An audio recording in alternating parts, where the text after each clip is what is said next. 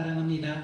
우리가 더욱더 사랑하기 위해서 기도하는 믿음의 공동체가 되었으면 좋겠습니다. 특별히 저를 위해서 많이 기도해 주시면 좋을 것 같아요. 게으르지 아니하고 말씀 보며 기도하며 나아가는 믿음의 자녀가 되게 해달라고 더욱더 많이 기도해 주시면 좋을 것 같습니다.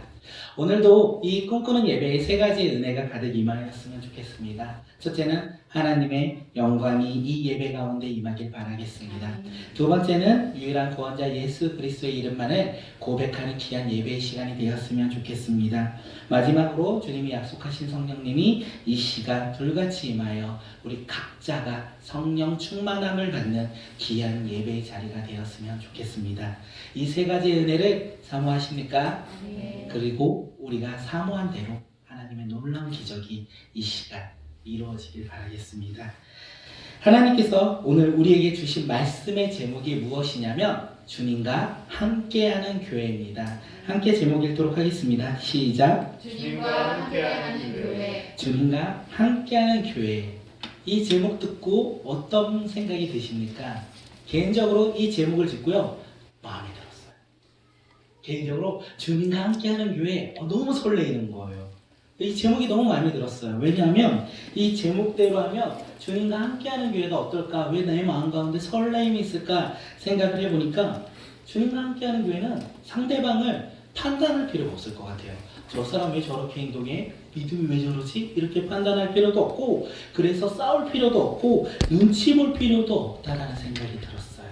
그러면서 오직 주님만 바라보며 주님의 사랑을 고백하는 교회가 바로 주님과 함께하는 교회가 아닐까 생각이 들어서 설레임이라는 단어가 제 마음속에 떠올랐습니다. 우리는 주님과 함께하는 교회라는 제목을 듣고 어떤 기분이 드십니까? 근데 제 걸 좀 요약하다 보니까 세상 근심 없이 이 교회 안에는 주님의 사랑과 평안과 행복만이 가득한 교회가 제가 생각하는 주님과 함께하는 교회라고 생각이 들었고 정의를 했는데 문제는 우리 꿈꾸는 교회가 과연 그런 교회냐라고 보았을 때 그렇지 않는데 그럼 우리 교회는 사실 세상에 근심과 염려도 있고 주님 때문에 행복만을 바라보며 그 기대함을 가지고 살아가지만 힘들 때도 있는데 우리 꿈꾸는 교회는 주님과 함께하는 교회가 아닐까라는 생각이 드는 거예요. 그런데 그렇지 않다라는 믿음의 확신이 있어요. 그러면 제가 생각하는 주님과 함께하는 교회와 이 꿈꾸는 교회가 매치가 안 된다는 거예요. 둘 중에 하나는 틀렸다. 이 말씀을 이번 주에 준비하면서 둘 중에 하나가 틀렸는데 무엇이 틀렸을까 생각하다 보니까 제가 틀린 거더라고요. 제가 생각했던 그 주님과 함께하는 교회가 잘못된 생각이었구나. 내가 원하고 내가 바라고 내가 생각한 교회를 나는 주님과 함께하는 교회라고 고백했구나라는 생각이 들었습니다. 그렇기 때문에 오늘 말씀을 준비하면서 제가 느꼈듯이 오늘 말씀을 듣는 우리 사랑하는 성도님들 가운데 주님과 함께하는 교회가 깨달음이 있었으면 좋겠어요. 우리의 기존에 갖고 있던 교회의 모습이 아니라 오늘 본문에서 말하고 있는 그 교회의 모습을 통하여 우리가 깨달음이 있고 우리 꿈꾸는 교회가 그렇게 한 걸음 한 걸음 주님과 함께하는 교회로서 성장하며 나아가는 교회가 되었으면 좋겠습니다. 교회뿐만이 아니라 이 뒷부분의 교회를 바꾸면 가정이 될 수도 있어요. D를 빼고 직장을 넣으면 주님과 함께하는 직장이 될 수도 있습니다. 말씀을 듣고 우리 삶에 적용하는 우리 믿음의 공동체가 되었으면 좋겠습니다. 주님과 함께 교회, 주님과 함께하는 교회를 총 4가지로 나눠볼 수 있습니다. 오늘 본문에서 4가지로 나눠볼 수 있는데 첫째는요, 모든 사람에게 복음을 전하는 교회입니다. 두 번째는요, 복음의 사람을 파송하는 교회이기도 합니다. 세 번째로는요, 혼자가 아닌 함께하는 교회입니다. 마지막으로는요, 서로 연합하는 교회. 이 4가지의 교회의 모습이 주님과 함께하는 교회라는 것을 오늘 말씀을 통해서 깨달음이 있었으면 좋겠습니다. 주님이 함께하는 교회 첫 번째가 뭐라고요? 4가지를 얘기하니까 다 기억하기 힘들어서 그럴 수 있을 것 같아요. 모든 사람에게 복음을 전하는 교회. 그게 어떤 교회인지 사도행전 11장 19절 함께 말씀을 읽도록 하겠습니다. 시작. 그때 스테반의 일로 일어난 환란으로 말미암아 흩어진 자들이 우리가 여기서 2가지를 볼 건데 먼저는 그때 그리고 흩어진 자들입니다. 본문에서 말하는 그때 이 그때는 언제입니까? 우리가 말씀을 강해 설교로 지금 쭉 듣고 있는데 강해 설교의 큰 장점이 뭐냐면 큰 문맥으로 흘러간다는 거예요. 여기서 사도행전 11장 19절에서 말하는 그때란 우리가 지난주에 나눴던 본문의 말씀이에요. 사도행전 11장 1절에서 18절의 말씀은 그때라고 합니다. 그 그때가 무슨 말씀인지 물어보면 시험에 들었어요. 제가 뭐지 내가 설교했는데 왜 난 또 까먹었지? 그래서 제가 잠시 요약해서 말씀드리면 유대에 있는 사도들과 형제들이 베드로가 이방인 고넬료 가정에 들어가서 함께 고제하며 함께 복음을 나눴던 소식을 듣고 베드로를 비난했어요. 그러면서 그들이 왜 비난했냐면 어떻게 유대인이 이방인의 집에 들어갔느냐, 이방인의 집에 들어가서 식탁을 나누며 교제하느냐 이렇게 비난을 했고 어떻게 이방인들에게 예수 그리스도의 복음을 전할 수 있느냐, 유대의 전통을 따르지도 않느냐 이러면서 지금 베드로를 비난하고 있다는 것입니다. 베드로는 이 비난을 받고 화를 내거나 분노하지 않았다고 말씀했습니다. 그는 그러면서 자신이 겪었던 일들에 대해서 지금 유대에 있는 사도들과 이 형제들에게 차례대로 이야기하고 있어요. 설명하고 있다는 거예요. 그 설명을 듣고 이 유대에 있던 사도들과 형제들이 어떻게 반응하냐면 잠잠해졌어요. 잠잠해지면서 자신들의 뜻을 내려놓고 하나님의 뜻을 발견하고 하나님께 영광을 돌리며 이렇게 고백합니다. 하나님이 이방인에게도 생명 얻는 회개를 주셨다. 구원이 유대인에게만 있는 것이 아니라 이방인에게도 있다라고 지금 유대인에 있는 사람들이 인지하고 그다음에 이해하고 믿고 따랐다는 것입니다. 그 사건을 가리켜 바로 그때에라고 되어 있습니다. 그때가 정말 중요해요. 왜냐하면 그때가 없었으면 오늘 우리도 예수 믿는 믿음의 자녀가 될 수 없을 수도 있어요. 왜냐하면 우리 또한 이방인이기 때문에 그렇습니다. 그때에 다시 한번 사도행전 11장 19절 상반절을 한번 읽도록 하겠습니다. 시작.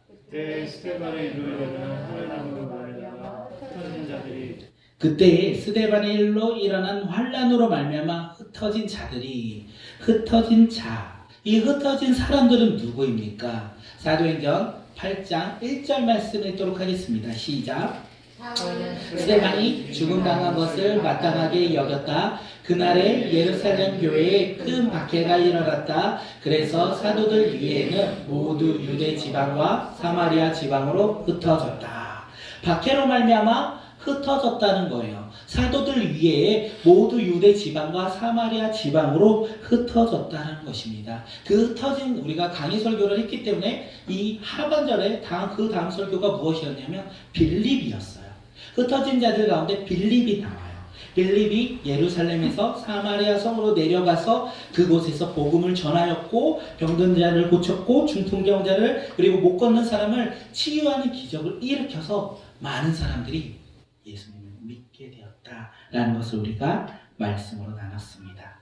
그리고 그 빌립 이후에는 이 흩어진 자들에 대해서 이야기하지 않아요. 그런데 그 흩어진 자들이 오늘 나온다는 것입니다. 그렇다면 흩어진 자들이 너무 사람이 없어서 이렇게 적은 분량으로 우리에게 이야기하고 있느냐? 그렇지는 않습니다. 왜냐하면 예루살렘 교회에 박해가 있기 전에요. 베드로가 설교를 하면 3,000명이 회개하고 예수님을 믿는 기적들이 일어났어요.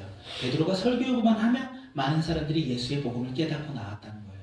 베드로뿐만이겠습니까? 12제자 그 사도들이 나아가 복음을 전할 때 얼마나 많은 사람들이 예수를 믿고 변화되었습니까? 그들이 박해로 말미암아 어디로 갔다? 유대 지방과 사마리아 지방으로 흩어졌다. 이렇게 말하고 있는데 거기에서 오늘 본문에서는 더 확장시켜요. 사도행전 11장 19절 함께 읽도록 하겠습니다. 시작. 그때 스데반의 일로 일어난 환난으로 말미암아 흩어진 자들이 베니게와 구브로와 안디오게까지 이르러 유대인에게만 말씀을 전하였다. 어떻게 되었냐면 그때 사마리아 지역까지였는데 우리 사도행전 1장 8절 말씀 잘 알잖아요. 사마리아 땅끝까지 이르러 내 증인이 되리라. 땅끝까지 이르기 시작했다는 거예요. 베니게와 구브로와 안디오까지 점점점 복음을 가지고 흩어진 자들이 나아가기 시작했다는 것입니다. 그들이 나아가 무엇을 했냐면 복음을 전했다는 것입니다. 예수님의 제자라면 어디를 가서든지 무엇을 해야 되냐면 복음을 전해야 한다는 것입니다. 우리 사랑하는 성도님들, 우리는 가정 가운데, 직장 가운데, 삶의 다양한 공동체로 나아가 무엇을 전하고 계십니까? 우리가 나아가 나의 생각과 나의 기준과 나의 가치관으로 그곳에서 삶을 살고 있는 것은 아닙니까? 그런데 이 당시의 제자들은요, 흩어진 제자들은요, 그곳에서 복음을 전하였다. 세상의 기준과 가치관이 아닌 예수 그리스도의 복음을 들고 그곳에 나아가 복음을 전하였다는 것입니다. 우리도 우리를 인도하신, 우리가 속한 그곳에가 복음을 전하는 믿음의 자녀들이 되었으면 좋겠습니다. 그런데 문제가 하나 있습니다. 이들이 흩어진 자들이 지금 이방 나라에 가서 복음을 전하였어요. 베니게와 고모르와 안디옥까지 이르러 복음을 전했어요. 참 멋진 일인 것 같아요. 예수님의 말씀에 따라 순종한 것 같아요. 그런데 그들이 누구에게만 말씀을 전하였을까요? 맨 밑에 줄 함께 읽도록 하겠습니다. 시작. 유대인에게만 말씀을 전하였는데 왜 그들은 유대인에게만 말씀을 전하였을까요? 우리는 사도행전 10장부터 알고 있어요. 그 당시 유대인들은 구원은 오직 유대인에게만 있다. 그래서 이방인들은 구원받을 수 있는 선택받은 백성이 아니다라고 생각했기 때문에 이방 지역까지 나아간 유대인들이 복음을 유대인에게만 전하였다는 것입니다. 쉽게 생각하면 우리가 선교를 나갔어요. 선교를 나갔는데 그 지역에 있는 지역 주민에게 복음을 전하지 아니하고 한국 교민에게만 복음을 전하고 있는 거예요. 그것이 얼마나 어리석은 모습입니까? 그런데 그 당시 초대교회로 돌아가면 그 당시에는 그것이 당연하다. 그래서 이들도 이렇게 말씀을 전하였다라고 되어 있는 거예요. 그런데 20절을 보면 이 말씀의 재미가 있는 게 무엇이냐면 20절에 그 중에 유대인 몇 사람이 안디옥에서 자신의 동족 유대인에게만 복음을 전한 것이 아니라 이방인 헬라인에게도 복음을 전하였다. 그 중에 몇 사람은 복음을 이방인에게도 전하였다는 것입니다. 왜 이방인에게 복음을 전하는 것이 이렇게 특이할까요? 전하면 안 되기 때문에 그래요. 자신의 유대 정통과 자신들의 생각과 가치관으로는 유대인들에게만 복음을 전해야 되는데 그 중에 몇 사람만 지금 이방인들에게 복음을 전했다는 것입니다. 다시 말해서 이방인에게 복음을 전하고 있는 이 모습이 유대인의 입장에서는 상상할 수도 없고 꿈꿀 수도 없는 그런 모습이었다는 것입니다. 그걸 듣고 있는 이방인들은 어떻습니까? 야, 나도 너네들 복음 싫어. 나 하나님도 모르고 난 예수님도 몰라. 그리고 헬라인인 나는 스스로가 지혜 있다 생각해. 그렇기 때문에 하나님 믿는 너네들이 어리석은 사람들이야. 이렇게 생각하는 사람들이 헬라인이라는 거예요. 그들에게 복음을 지금 전하고 있고 헬라인이 어이없네 라고 복음을 듣고 있다는 것입니다. 이렇게 서로 다른 부류의 사람들이 지금 한 사람은 복음을 전하고 있고 반대편은 복음을 듣고 있어요. 전혀 어울리지도 않는 이 사람들의 만남 가운데 복음 안에서 그들이 전하고 듣는다는 거예요. 믿어질까요?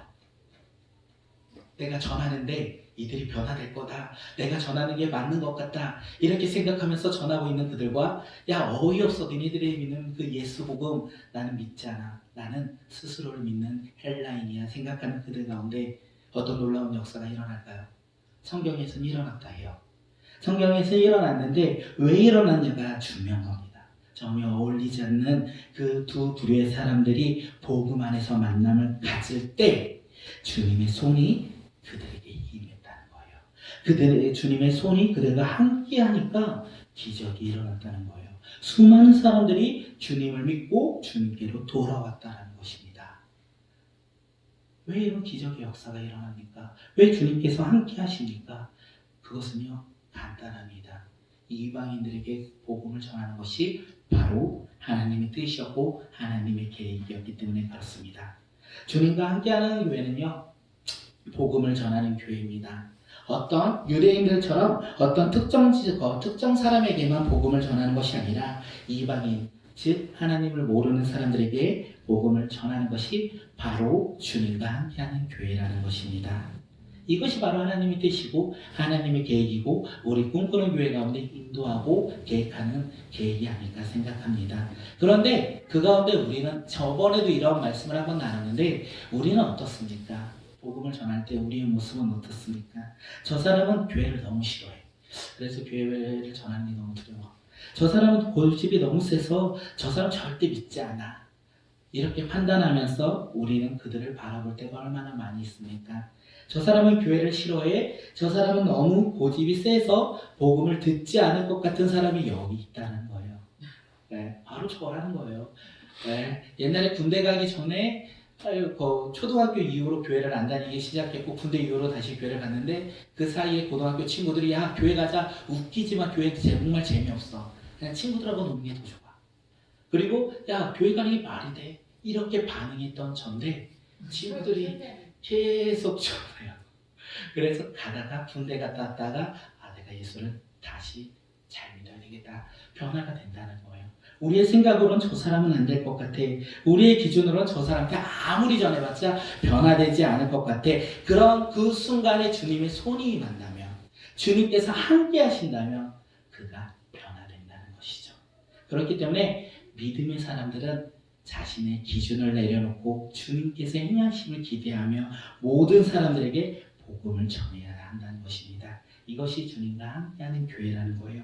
그래서 우리 꿈꾸는 교회도 부활주의를 맞아요. 어떤 계획을 했냐면 예수님을 모르는 이웃들에게 복음을 전하자라는 계획을 해서 부활 초청 주일이라고 저쪽이죠. 부활 초청 주일이라고 우리가 이름을 명칭을 정하고 이제 7주간의 계획을 짰어요. 그런데 코로나19로 인하여 우리가 계획했던 것들 아무것도 하지 못했고 딱 하나 했던 것은 릴레이 기도하는 거. 근데 그게 제일 힘들었어요. 금식하며 기도하는 것이 참 어렵다.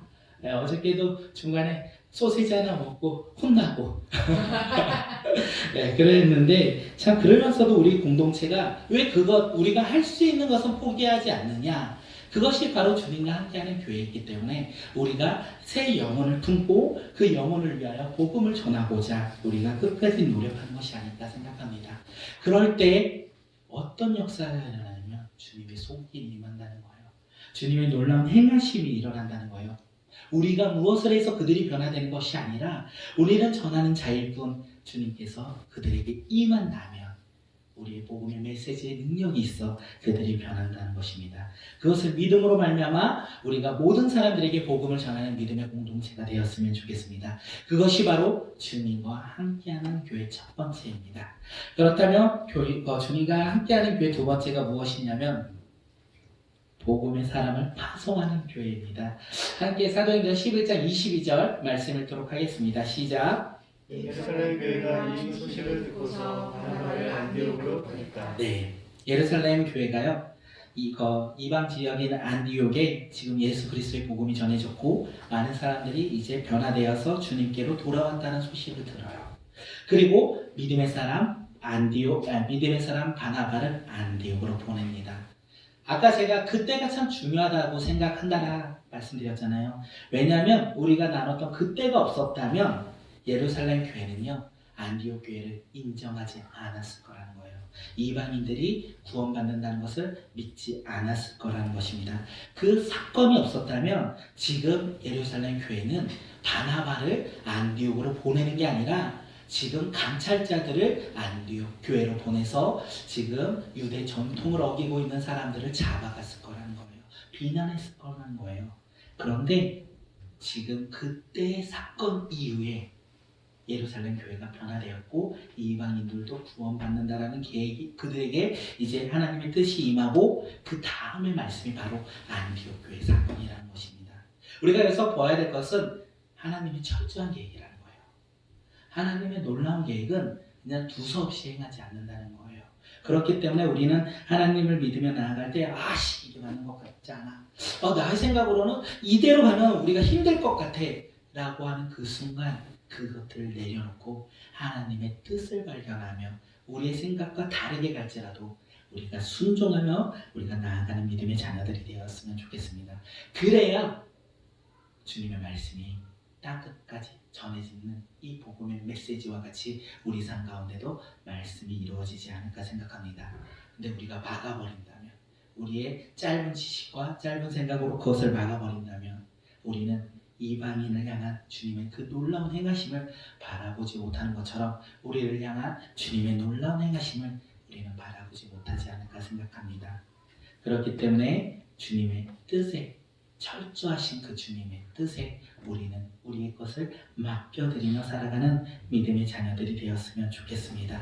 제가 은혜 받았던 말씀이에요. 그때 예루살렘 교회에 파송한 이제 바나바, 우리가 이 바나바를 함께 보면 좋을 텐데, 바나바가 누구입니까? 11장 24절 함께 보도록 하겠습니다. 시작. 바나바는 착한 사람이요 성령과 믿음이 충만한 사람이었다. 그래서 많은 사람들이 주님께로 나왔다.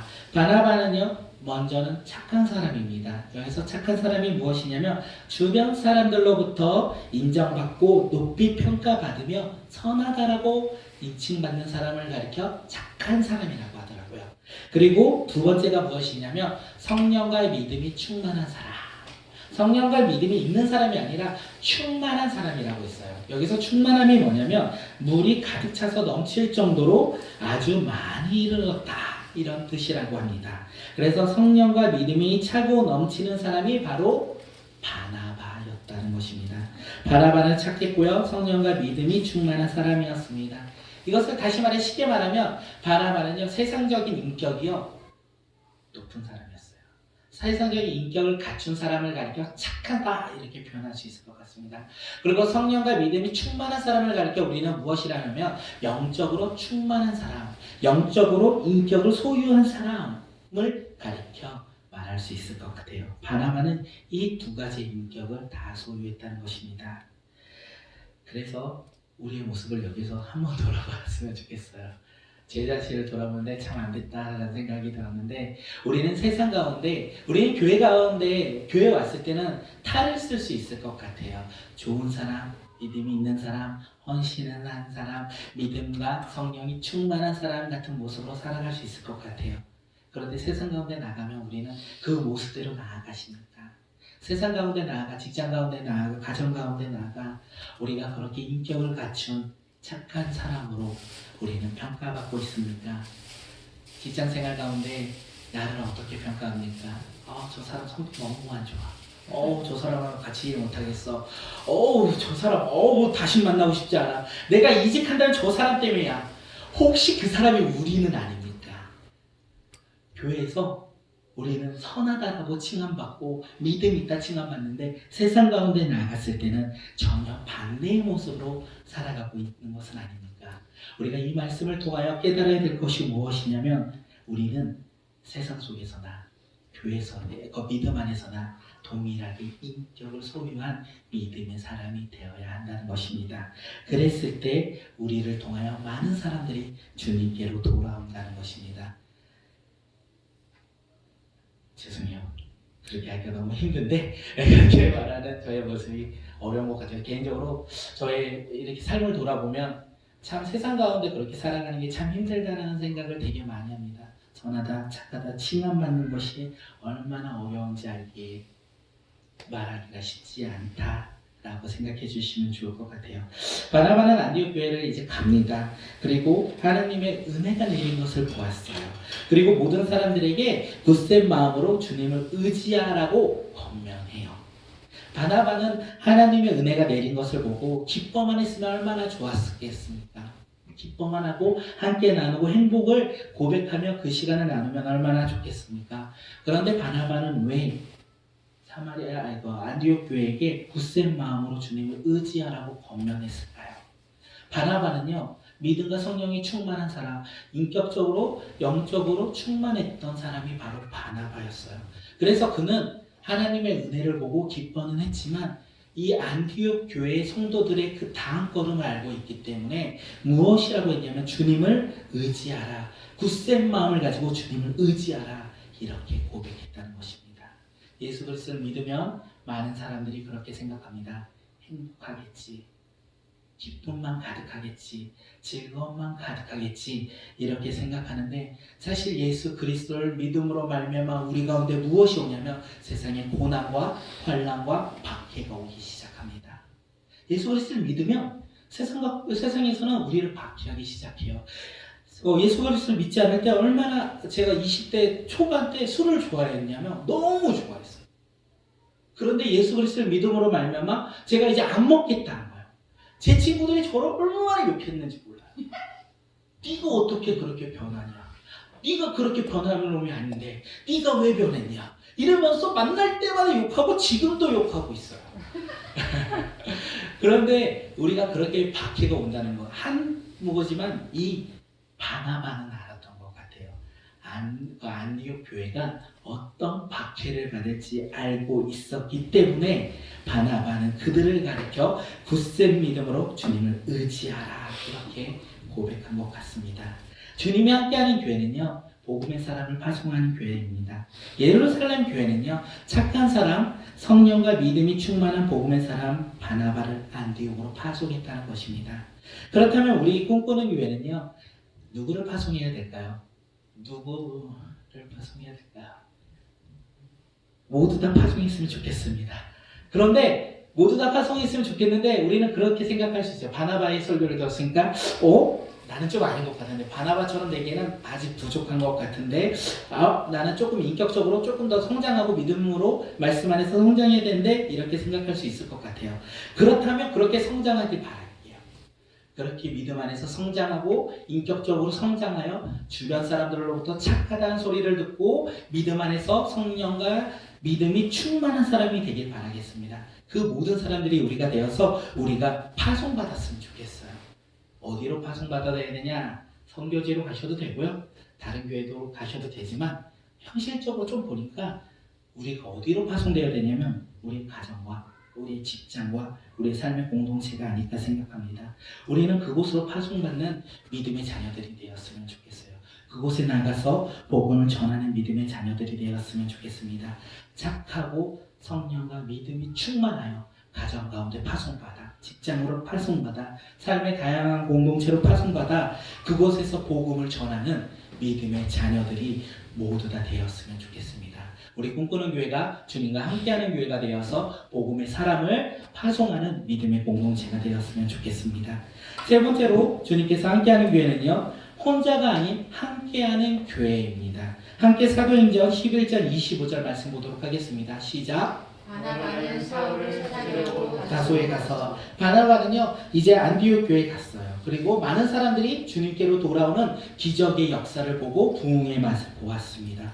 그런데 바나바는 고백합니다. 무엇을 고백하냐면 이 많은 사람들을 혼자 양육할 수 없겠다. 혼자 가르칠 수 없겠다. 이것을 깨달아서 이제 동역자를 찾아 나왔습니다.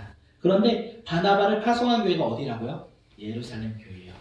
그러면 바나바는 예루살렘 교회에 가서 동역자를 찾아야 될 것 같은데 그렇게 하지 아니하고 다소에 있는 사울을 찾아간다는 거예요. 왜 다소에 있는 사울을 찾아갔을까요? 사울을 사랑해서 사울이 보고 싶어서 사울과 함께 한다면 더욱더 이 안디옥 교회가 부흥할 것 같아서 그랬을까요? 그렇지 않다는 거예요. 사도행전 9장 15절 말씀 함께 읽도록 하겠습니다. 시작. 실서를 가라. 이 사람은 내 이름을 이방인과 임금들과 이스라엘 자손들에게 전하기 위하여 택한 나의 그릇이다. 택한 나의 그릇이다. 하나님께서 말씀하셨는데 이 말씀의 주인공은 누구입니까? 바로 사울인 거예요. 그리고 이 말씀을 알고 있던 이 바나바가요, 이방인 교회, 안디옥 교회 동역자로서 예루살렘에 있는 유대인들을 불렀던 것이 아니라 사도들과 형제들을 불렀던 것이 아니라 하나님의 뜻에 따라서 하나님의 계획 따라서 순종하여 깨닫고 지금 이방인의 사도가 될 사울을 불렀습니다. 바울이 아니에요. 아직까지 사울입니다. 이방인의 사도가 될 사울을 불러 함께 동역했다는 것입니다. 바나바가 대단한 것 같습니다. 착하고 성령과 믿음이 충만한 사람이기도 하지만 그는 자리에 대한 욕심이 없는 사람이에요. 안디옥 교회 갔을 때 많은 사람들이 일어나고 부흥의 맛을 보고 그 자리에서 리더로서 섬기며 나아갈 수 있는 그 자리를 혼자 나아갈 수 있는 그 자리에서 그것을 탐하고 욕심내지 아니하고 하나님의 뜻에 따라서 동역자를 찾고 동역자와 함께한 겸손한 사람이 바로 바나바이기도 하다는 것입니다. 그렇게 겸손한 사람이 우리가 되었으면 좋겠어요. 우리의 것에 탐하지 아니하고 나의 것에 내 것만 만족하지 아니하고 나누며 구제하며 헌신하며 전하며 나아가는 우리 믿음의 자녀들이 되었으면 좋겠습니다. 바나바는요 다소에서 이제 사울을 만납니다. 그리고 안디옥으로 함께 올라와요. 그리고 1년 동안 안디옥 교회에 머물면서 두 가지를 합니다. 무엇을 하냐면 교회에 모이고 믿음의 사람들에게 복음의 메시지를 가르쳤다는 것입니다. 첫째는요 교회에 모였어요. 그리고 두 번째는요 믿음의 사람들에게 복음의 메시지를 가르쳤습니다. 다시 말해 안디옥 교회는요 모이기에 힘썼고요. 바나바와 사울은요 그들에게 복음의 메시지를 전했어요. 그런데 신기한 게 무엇이냐면 그 1년의 평가가 어떻게 나오냐면 그들을 가리켜 무엇이라고 말하냐면 그리스도인이다 라고 말을 한다는 것입니다. 스스로가 1년 동안 내가 양육받았다, 내가 교회에서 헌신했다 해서 그리스도인이라고 칭한 것이 아니라 주변 사람들이 그들을 가리켜 그리스도인이라 칭했다는 거예요. 우리는 그리스도인이라고 고백하며 살아가고 있어요. 우리 스스로가 그리스도인이라고 고백하며 살아가고 있는데 우리의 삶으로 돌아갔을 때 주변 사람들이 우리를 가리켜 그리스도인이냐? 라고 물어보는 거랑 똑같은 거예요. 우리는 어떻습니까? 우리의 삶에서 주변 사람들로 말미암아 너 그리스도인이 맞네? 너 행위하는 거 보니까 예수 그리스도를 닮은 사람이 맞아. 이렇게 칭함받고 계십니까? 아니면 너 예수 믿었어? 야, 나 깜짝 같았네. 너를 알고 처음이야, 이거 사실이. 놀랄 일이야. 이렇게 우리는 반응받으십니까? 우리는 어떤 모습으로 살아갑니까?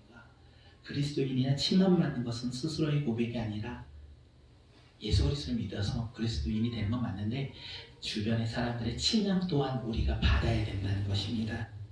그런데 1년 동안 무엇을 했다고요? 교회에 모였고 말씀을 듣고 양육받았다는 거예요. 그리고 나아가 세상 가운데 나아가 복음을 전하며 선한 것을 행위했다는 것입니다. 우선순위가 바뀌면 안 돼요. 세상 가운데 나가 내가 그리스도인이나 칭함받겠다가 아니라 복음 안에서 교회 안에서 성장하며 믿음이 자라나며 나아갈수록 우리가 세상 가운데 나가 우리를 가르쳐 그리스도인이다 라고 고백받는 믿음의 자녀들이 되었으면 좋겠습니다. 우리의 삶이 그리스도인이라 칭함받는 믿음의 자녀들이 되었으면 좋겠습니다. 그렇게 날마다 고백하며 증거하며 살아가는 믿음의 자녀들 또한 되었으면 좋겠습니다. 우리의 칭함이 아니라 예수 그리스도의 믿음으로 말미암아 그리스도인이 된 우리가 복음 안에서 더욱더 성장하여 우리 주변 사람들에게 그리스도인의 모습대로 살아가는 믿음의 자녀들이 되었으면 좋겠습니다. 주님과 함께하는 세 번째 우리가 지금까지 나눴던 것이 혼자가 아닌 함께하는 교회라고 했습니다. 바나바는요 혼자 주님의 일을 감당하지 아니하고 믿음의 사람 사울과 동역하여 주님의 교회를 섬겼다라고 말씀을 전했습니다. 바나바에게 있어서 동역자는요 사울이었어요. 그렇다면 우리에게 있어서 동역자는 누구입니까? 이것이 중요한 것 같아요. 동역자 삶을 채우고 고민을 나누고